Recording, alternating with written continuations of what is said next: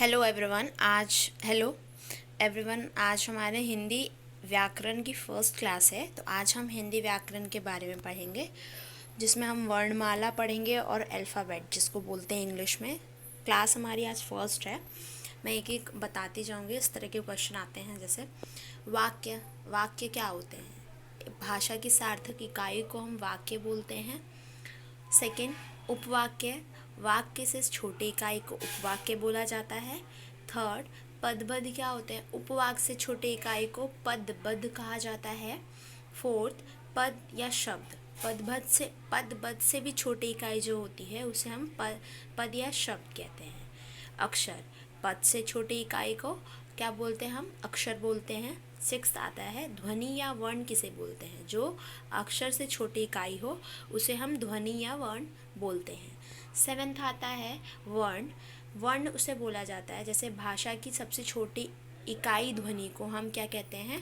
वर्ण कहते हैं।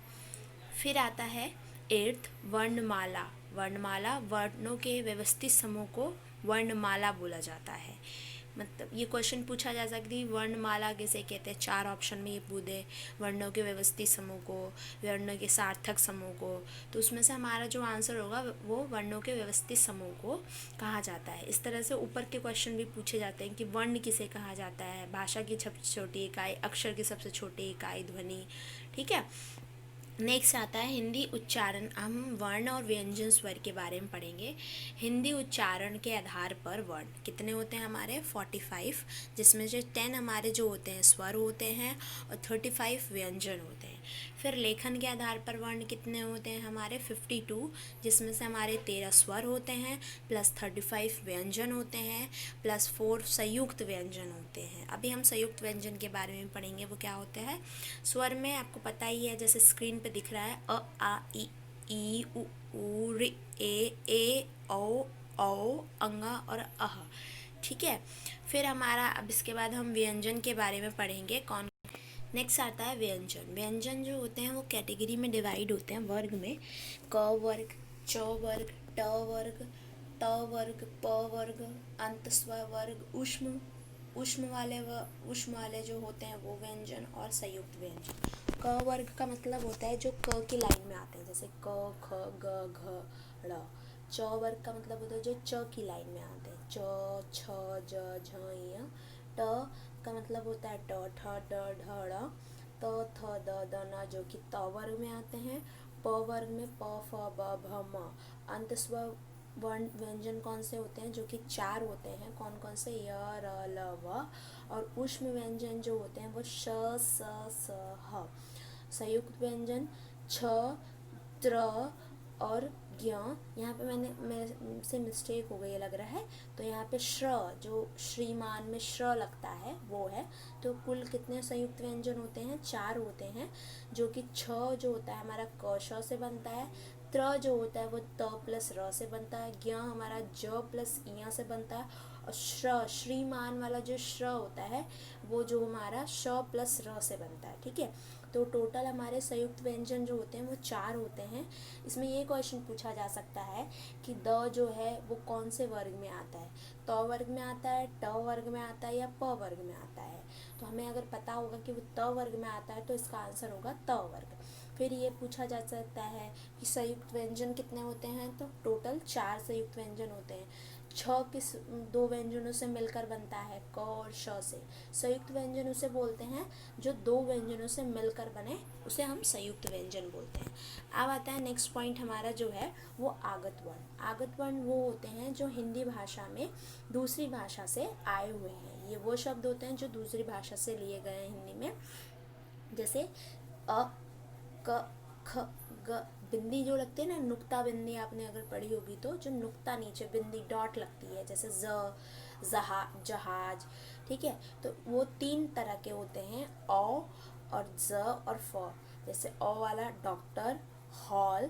ज वाला कागज, जहाज। हम जहाज नहीं बोलते, हम जहाज ज बोलते हैं। लिफाफा बोलते हैं, लिफाफा नहीं बोलते। फौरन, फ फ फ फ। ठीक है।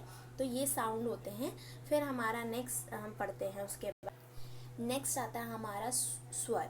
स्वतंत्र रूप से जो बोले जाते हैं वो हिंदी में 11 स्वर होते हैं। जो स्वतंत्र रूप से बोले जाते हैं हिंदी में 11 स्वर होते हैं, जो कि जिनको किसी की सहायता नहीं होती। जैसे कि व्यंजन होते हैं, उनको बोलने के लिए हमें मात्राओं की सहायता लेनी पड़ती है, लेकिन स्वर जो होते हैं वो स्वतंत्र होते हैं, वो अकेले बोले जा सकते हैं। जैसे आ ई, ये स्वतंत्र हैं, इसलिए इन्हें ये स्वर के रूप में आते हैं। फिर स्वर में भी 3 तरह के स्वर होते हैं। एक उच्चारण काल के आधार पर स्वर, जीव के प्रयोग के आधार पर स्वर, मुख द्वारा और मुख के खुलने के आधार पर स्वर जो होते हैं वो अब पढ़ेंगे हम। फर्स्ट आता है उच्चारण काल के आधार पर जो स्वर होते हैं। मैंने कैटेगरी 3 डिवाइड किया गया है, दीर्घ स्वर, ह्रस्व स्वर और प्लुप्त स्वर। दीर्घ स्वर वो होते हैं जो उच्चारण में ह्रस्व स्वर से अधिक समय लेते हैं, मतलब जिसमें टाइम ज़्यादा लगता है हर स्वर को बोलने से। जैसे आ, ई, उ, ए, ओ, औ, आ, आओ। ठीक है, तो इसमें जैसे आ, हमें बोलने में क्या हो रहा है, टाइम लग रहा है, खींच रहे हैं हम इसको। और ह्रस्व स्वर वो होते हैं जिसमें हमें उच्चारण करने में कम समय लगता है। जैसे अ, ई, उ, जल्दी से बोल देते हैं, ये ह्रस्व स्वर होते हैं। फिर आता है प्लुप्त स्वर जो होते हैं, वो दीर्घ से भी अधिक समय लगाते हैं, मतलब सबसे ज़्यादा स्वर अधिक जो समय लगाते हैं उन्हें हम प्लुप्त स्वर कहते हैं। जैसे रा और ओम में बीच में जो लगता है ना वर्ड आता है, मैंने लिखा है एस की तरह बनता है, वो उसको हम प्लुप्त स्वर कहते हैं। फिर आता है जीव के आधार पर, मतलब हमारे जिह्वा के आधार पर जो शब्द होते हैं। अग्र स्वर, मध्य स्वर, पश्व स्वर। ठीक है, तो अग्र स्वर जो होते हैं, अग्र स्वर उच्चारण में जीभ का अग्रभाग कम करता है, मतलब जीभ का जो अग्रभाग होता है वो कम प्रयोग में होता है। जैसे इ, ई, ए। ठीक है, मध्य स्वर जिसमें जीभ का मध्य भाग प्रयोग होता है, इसमें अग्रभाग उपयोग होता है, इसमें मध्य बीच का जो भाग होता है जैसे अ बोलने पे हमारा जीभ बीच से साउंड आ रही है, कहीं टच नहीं हो रही, ये हो गया। फिर पश्च स्वर जो होता है, जीभ जो हमारा टंग है, पश्च स्वर के भाग में आ, उ, ओ, औ, ये सब जो होते हैं हमारे पश्च स्वर के उसमें आते हैं। फिर आता है हमारा मुख के द्वारा स्वर जो होते हैं, जो मुख के खुलने के आधार पर होते हैं, जो कि 3 तरह के होते हैं। आता है विवृत स्वर, ओपन, विवृत का मतलब ओपन, अर्धवृत मतलब हाफ ओपन, और सवृत मतलब क्लोज। विवृत मतलब ओपन, मतलब आ, मुंह हमारा जो होता है वो ज़्यादा खुलता है। ठीक है, जो जिस सब में मतलब पूरा खुल जाता है। अर्धवृत्त मतलब जो, और फिर उसके 4 तरह के बताए हैं। फिर आता है हमारा अर्धसंवृत्त जो होते हैं हाफ क्लोज, मतलब मुंह हमारा आधा खुलता है, जैसे ए, ओ, ये कहा जाता है। फिर अर्धवृत्त जो होते हैं हाफ ओपन कहा जाता है, एक में हाफ क्लोज और एक में हाफ ओपन है। तो हाफ ओपन में जो आते हैं वो हमारे अ, ए, औ। फिर आता है लास्ट में सवृत्त स्वर, जो जिसमें हमारे जो मुख होता है वो क्लोज होता है, जिसमें ई, उ, ये वाले वर्ण जो होते हैं हमारे होते हैं। तो हमारे कितने स्वर कितने में डिवाइडेड है, कितने में, 3 प्रकार से, उच्चारण काल के आधार पर, जीभ के प्रयोग के आधार पर, मुख के खुलने के आधार पर, जिसमें हमारा उच्चारण में दीर्घ स्वर, ह्रस्व स्वर और प्लुप्त स्वर आते हैं, जो कि 3 प्रकार के हैं। जीभ के आधार पर जो होते हैं वो अग्र स्वर, मध्य स्वर और पश्च स्वर। फिर मुख के आधार पर 4 बताएंगे, विवृत स्वर, अर्धसंवृत्त स्वर, अर्धवृत्त स्वर और सवृत्त स्वर। मतलब विवृत स्वर मतलब ओपन, अर्ध सवृत्त मतलब हाफ क्लोज, मतलब आधा बंद होता है और आधा खुला होता है। अर्धवृत्त मतलब हाफ ओपन, मतलब आधा खुला होता है। फिर आता है सवृत्त, मतलब पूरा मुंह क्लोज होके बोलता है, जैसे ई, ऊ, ये सारे। इसमें मैं बोलने में, आप बोल के देखिए, इसमें हमारा जो मुख होता है वो आधा पूरा मतलब बंद होता है, क्लोज में हम पढ़ते हैं इसको। फिर नेक्स्ट जो हमारा पॉइंट है वो है अनुस्वार। अनुस्वार किसे कहते हैं, जिसका उच्चारण नाक से होता है। जैसे कंगन, अंक की बिंदी होती है जो हमारी, वो हमारे नाक से निकलती है। तो जैसे कंगन, हंस, जो जिसमें अंक की बिंदी, अंगूर, अंग। ठीक है, तो ये अनुस्वार स्वर जो जिसमें हमारा उच्चारण करते समय जो साउंड होती है वो हमारी नाक से निकलती है। अनुनासिक और चंद्र बिंदु, ये दोनों एक ही हैं।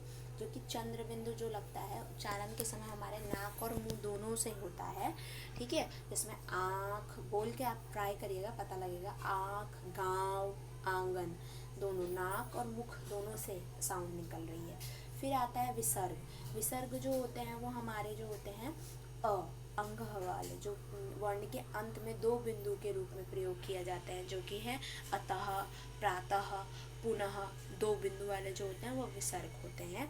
फिर स्वघोष के बारे में पढ़ते हैं। स्व स्वतंत्र में जब कंपन होता है, मतलब हमारे मुख में जब कंपन होता है तो संग से जो ध्वनियाँ होती हैं वो उच्चारित होते हैं, जिसमें कंपन होता है। सभी स्वर जो जितनी भी स्वरों की जो भी ध्वनियाँ हैं वो हमारी क्या होती हैं, स्वघोष में काउंट होती है। Thank you. ये हमारे हिंदी व्याकरण की फर्स्ट क्लास थी जिसमें हमने वर्णमाला पढ़ा। अगर आपको वीडियो अच्छी लगी हो तो लाइक करें, सब्सक्राइब करें, ठीक है, चैनल को, और शेयर भी करें। थैंक यू एवरीवन जिसने भी वीडियो वॉच देखी है। Thank you so much.